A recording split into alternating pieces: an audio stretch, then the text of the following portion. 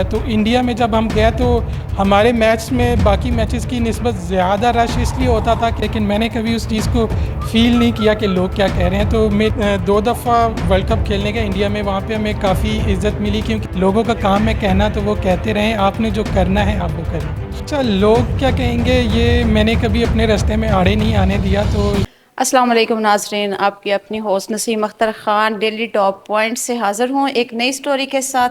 नाज़रीन, कहते हैं औरत बड़ी कमज़ोर है सिनफ़े नाज़िका। कौन कहते हैं सिनफ़े नाज़िका? इसकी एक ज़िंदा मिसाल मेरे सामने सादिया अब्दुल खालिक मौजूद हैं, जो कबड्डी की चैम्पियन हैं। कोई सोच सकता है औरत कबड्डी भी खेल सकती है, लेकिन गली मोहल्लों में तो अक्सर औरतें लड़ती हैं और कबड्डी खेलती हैं। अस्सलाम वालेकुम वालेकुम सादिया। अस्सलाम। जी सादिया साहिबा, ये शौक़ कैसे पैदा हुआ?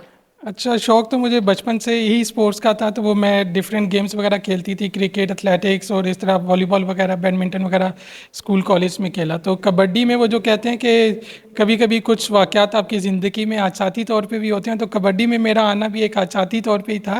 तो पाकिस्तान का कैंप लगा था वर्ल्ड कप के लिए, तो उसमें मुझे मेरी डायरेक्टर साहिबा ने कहा कि आप उसके लिए जाओ, आपके लिए अच्छी अपॉर्चुनिटी है। तो वो जब मैं गई तो फिर वहाँ पे मेरी टीम के लिए सिलेक्शन हो गई।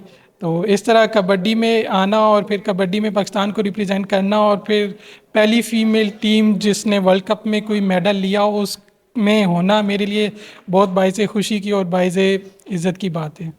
अच्छा, जैसे हम किसी स्पोर्ट में जाते हैं जो हमारी मर्दों से ममासलत रखती है, तो घर वाले कहते हैं ये ना करें, लोग क्या कहेंगे? क्या लोग क्या कहेंगे आड़े आया? अच्छा, लोग क्या कहेंगे ये मैंने कभी अपने रास्ते में आड़े नहीं आने दिया। तो शायद मैंने हमेशा लोगों की नेगेटिव थॉट्स को, नेगेटिव बातों को अवॉइड ही किया है। लेकिन लोगों ने वाकई में बहुत कुछ कहा और आज तक भी बहुत कुछ कहते हैं, लेकिन मैंने कभी उस चीज़ को फ़ील नहीं किया कि लोग क्या कह रहे हैं। तो मेरी बाकी सबको भी ये एडवाइस है कि लोग क्या कहेंगे, लोगों का काम है कहना, तो वो कहते रहें, आपने जो करना है आप वो करें। जैसे कहते हैं आप आगे बढ़ो, टांग खींचने के लोग हैं ना। आज ह्यूमन राइट्स प्लेटफॉर्म से हम सब खड़े हैं वोमेन एम्पावर के लिए।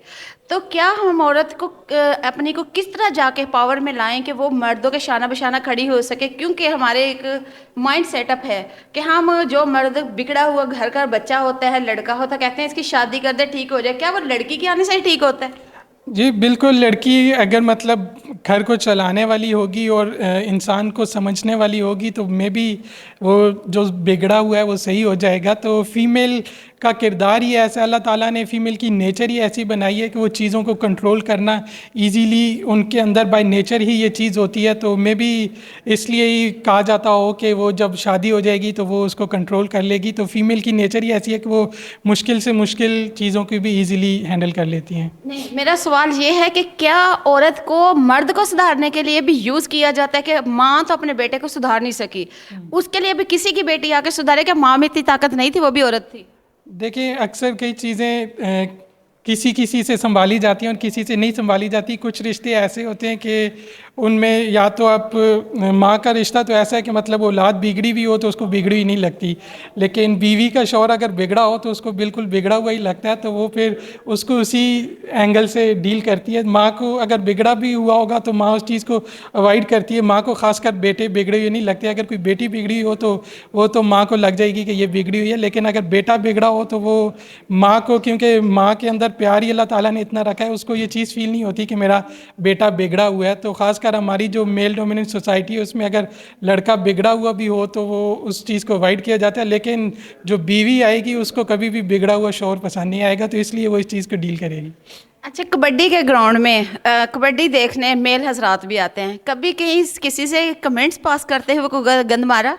अच्छा, हम 2 दफ़ा वर्ल्ड कप खेलने गए इंडिया में, वहाँ पे हमें काफ़ी इज़्ज़त मिली क्योंकि इंडिया में females kabaddi grass root level से है। वहाँ पे स्कूल्स हैं, क्लब्स में, कॉलेज यूनिवर्सिटीज़ में, नेशनल लेवल से हर जगह पे कबड्डी खेली जाती है। तो वहाँ पे कबड्डी को पसंद भी बहुत किया जाता है। तो इंडिया में जब हम गए तो हमारे मैच में बाकी मैचेस की निस्बत ज़्यादा रश इसलिए होता था कि वो लोग देखने आते थे कि पाकिस्तान से फ़ीमेल्स खेलने आई हैं।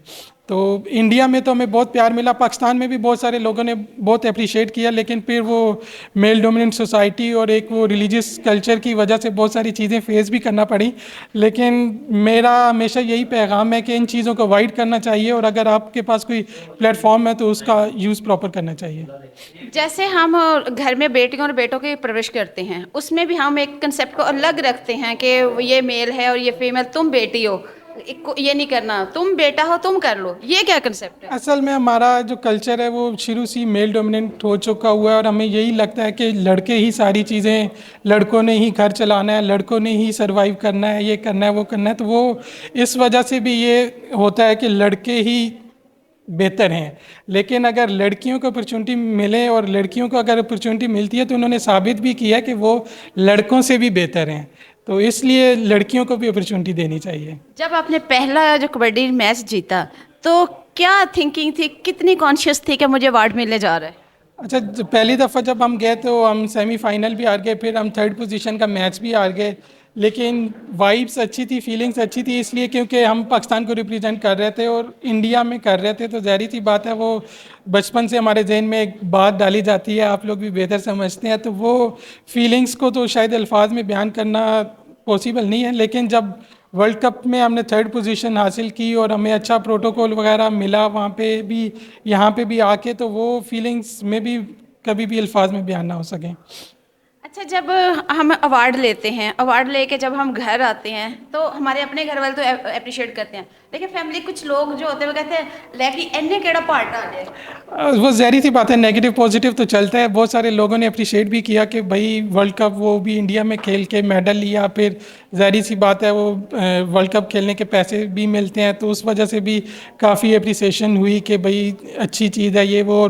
नेगेटिव भी बहुत सारी, मतलब मेरा गाँव से ताल्लुक़ है तो वो भी चीज़ें फेस करना पड़ी। लेकिन मैंने पहले भी बताया, मैंने इन चीज़ों को अवॉइड ही किया, और इन चीज़ों को अवॉइड ही करना चाहिए। आपको अपने फोकस, जो एम होता है उस पर फोकस करना चाहिए। अच्छा, पहला इनाम क्या मिला और कितना मिला?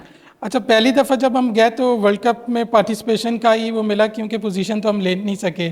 तो वो ऑलमोस्ट कोई राउंड अबाउट 2 समथिंग अगर फिगर्स में बताया जाए तो पर प्लेयर को इतना आ गया। फिर जब हमने वर्ल्ड कप में पोजीशन ली तो वर्ल्ड कप में जीतने वाले को अलहदा से कैश प्राइज़ भी मिलता है। तो वो फिर जब कैश प्राइज़ मिला तो वो 5 समथिंग हो गया नेक्स्ट ईयर। तो अच्छा, पाकिस्तान में कोई ऐसी एकेडमी बनाने का सोच रही हैं जिसमें जो है आने वाली बच्चियों को है प्रमोट किया जा सके? जी श्योर, मेरी तो हमेशा फेडरेशन से भी, जितने भी पाकिस्तान में खेलों की फेडरेशंस काम कर रही है, ऑर्गेनाइजेशंस काम कर रही हैं, उनसे यही रिक्वेस्ट होती है मुझे, जहाँ भी किसी भी प्लेटफॉर्म पे बोलने का मौका मिले, मैंने यही कहा है कि हमें मेल हो या फीमेल हो, क्योंकि हमारी स्पोर्ट जो है वो दिन ब दिन बहुत नीचे जाती जा रही है, हमारा ग्रास रूट लेवल बहुत कमज़ोर हो चुका हुआ है। तो अकेडमीज़ या क्लब्स जो हैं वो आपका बेसिक ग्रास रूट लेवल होता है, तो उनको स्ट्रॉन्ग करने की ज़रूरत है। मैं भी, मुझे अगर ज़िंदगी में कभी भी कोई अपॉर्चुनिटी मिली तो मैं इस तरह का कोई ना कोई प्लेटफॉर्म लाजमी बनाऊंगी जिसमें फ्री ऑफ कॉस्ट मेल हो या फीमेल हो उनको अपॉर्चुनिटी प्रोवाइड की जाएगी। अच्छा, जैसे घर में अब जो है फैमिली का जॉइंट सिस्टम की वजह से औरत जो नई आने वाली है वो अपने माइंड से आती है और अपने माइंड से ही चलना चाहती है, लेकिन उस फैमिली के कुछ रोल होते हैं, उससे वो औरत ज़हनी तनाव का शिकार हो जाते हैं, जिससे आगे पूरा माशरा ही जो है ना वो अपने पूरे घर में आने वाले बच्चे और दूर तक उसके असरात होते हैं। क्या इसको फैमिली कल्चर को रुकना चाहिए या फैमिली कल्चर बेहतरीन है? नहीं, फैमिली कल्चर बेहतरीन है, क्योंकि आप किसी भी, मतलब किसी और कल्चर को उठा के देखें तो वहाँ पे ब्लड रिलेशंस जो हैं उनके तासुर ही ख़त्म हो चुके हैं। पाकिस्तान में ये एक चीज़ अच्छी है, लेकिन फैमिलीज़ को सपोर्टिव होना चाहिए अपने बच्चों को, चाहे वो किसी भी फील्ड में जा रहे हैं उनको प्रमोट करना चाहिए। फैमिली कल्चर को इसलिए रहना चाहिए क्योंकि जब तक आपके अंदर अपने रिश्तों की कदर नहीं रहती तो तब तक आप किसी और चीज़ की भी कदर नहीं कर सकते। तो फैमिली कल्चर को प्रमोट करना चाहिए।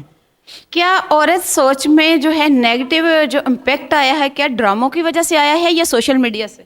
सोशल मीडिया तो अभी आया है, तो सोशल मीडिया से तो बहुत ही ज़्यादा चेंज आ गया, जबकि हमारी जो मेजर नेशनल टीवी स्क्रीन्स हैं उस पर भी कुछ इस तरह का कंटेंट दिखाया जा रहा है जो कि नहीं दिखाना चाहिए, जो कि हमारी सोसाइटी को रिप्रेजेंट ही नहीं करता।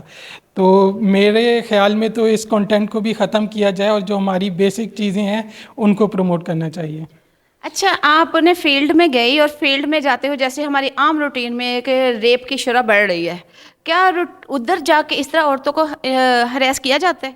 देखें, आप किसी भी फील्ड में चले जाएं, आप किसी अच्छे से अच्छे इंस्टीट्यूट में भी चले जाएं, किसी भी अच्छे से अच्छे कंट्री में भी चले जाएं, तो ये चीज़ें हर जगह पे मौजूद हैं। तो हम ये सिर्फ नहीं कह सकते कि पाकिस्तान में बहुत हैं। पाकिस्तान में अब बहुत इसलिए होने लगी हैं, होती तो मे भी पहले इससे भी ज़्यादा होती हूँ, लेकिन अब मीडिया का दौर है। आपने खुद भी कहा कि सोशल मीडिया, तो अब हर किसी के हाथ में एक ऐसी चीज़ है कि उसमें उससे आपको विद इन सेकेंड्स में पता चल जाता है कि किस जगह पे क्या इंसिडेंट हुआ है। तो ये चीज़ें हर जगह पे मौजूद हैं। तो लेकिन बाकी कंट्रीज़ का ये अच्छा इम्पैक्ट है कि वो इस चीज़ को प्रमोट नहीं करते, जबकि हमारा मीडिया, हमारा सोशल मीडिया यूज़र्स भी जो हैं वो नेगेटिव चीज़ों को ज़्यादा प्रमोट कर रहे हैं। जबकि पॉजिटिव अगर कुछ हो भी रहा है तो उसको कुछ लोग प्रमोट कर रहे होंगे, जबकि नेगेटिव चीज़ को हर बंदा कोशिश करेगा कि वो प्रमोट करेगा। तो नेगेटिव चीज़ें, हरासमेंट वगैरह, ये हर जगह पे होती है, हर फील्ड में होती है, लेकिन इस तरह के कल्चर को प्रमोट नहीं करना चाहिए।